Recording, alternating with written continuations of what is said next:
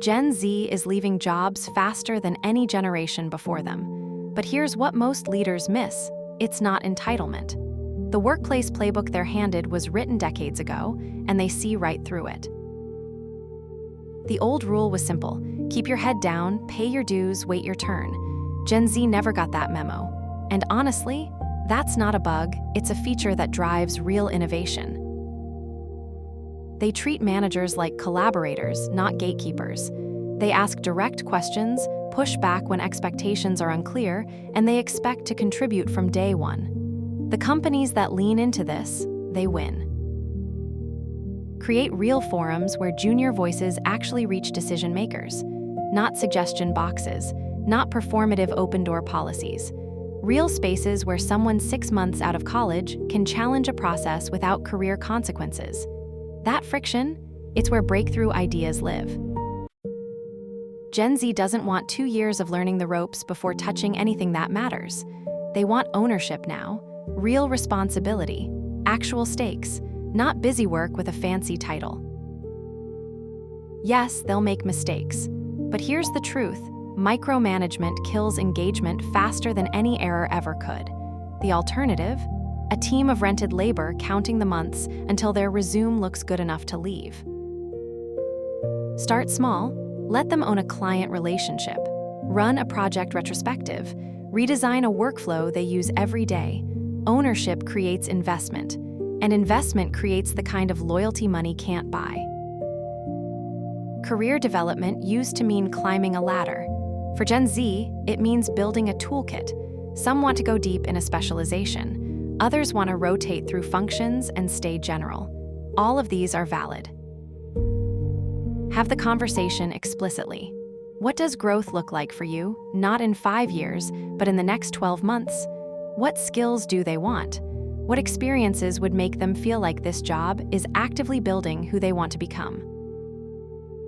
Then build a path that actually gets them there, not just a promotion timeline that keeps them in your org chart. Their growth and your retention, they're the same conversation.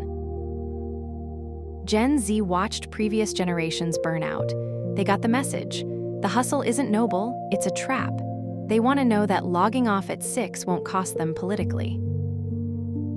The smartest companies aren't fighting this, they're marketing it.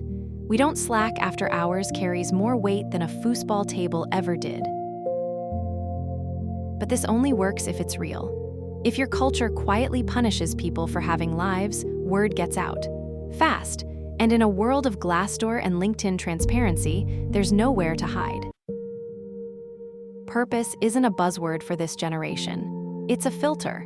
They want to understand how their daily tasks connect to something larger, not in vague mission statement terms. In concrete, my code ships to 10,000 users terms. Transparency matters here. Share revenue numbers. Explain why a project was killed. Let them see the customer feedback, positive and brutal.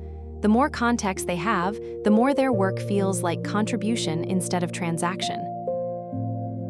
When people understand the game, they play better. When they feel like cogs, they clock out. The difference is context, and it costs nothing to give. Annual reviews are dead. Gen Z grew up on instant feedback, likes, comments, real-time metrics. They expect the same from their workplace, not constant criticism, regular, lightweight check-ins. What's working? What's blocking you? What do you need from me? The format matters less than the frequency. Weekly 15-minute syncs, monthly no-agenda conversations, quarterly state-of-your-role discussions. And when they give you feedback, act on it visibly. Nothing kills engagement faster than speaking up and watching nothing change. Feedback loops only work if they actually loop. Here's the truth: Gen Z isn't asking for anything unreasonable. They want clarity, respect, growth, and a life outside work. They want to know their hours on this planet are spent somewhere that values them. The companies that deliver this don't just retain younger workers. They build cultures where everyone performs better, because these expectations aren't generation-specific. They're human-specific. Gen Z is just the first cohort to demand them out loud. The question isn't whether you can afford to adapt. It's whether you can afford not to. If this framework resonated, subscribe to Grindflow for more practical leadership and business growth content. Drop a comment. Which of these 6 strategies are you implementing first?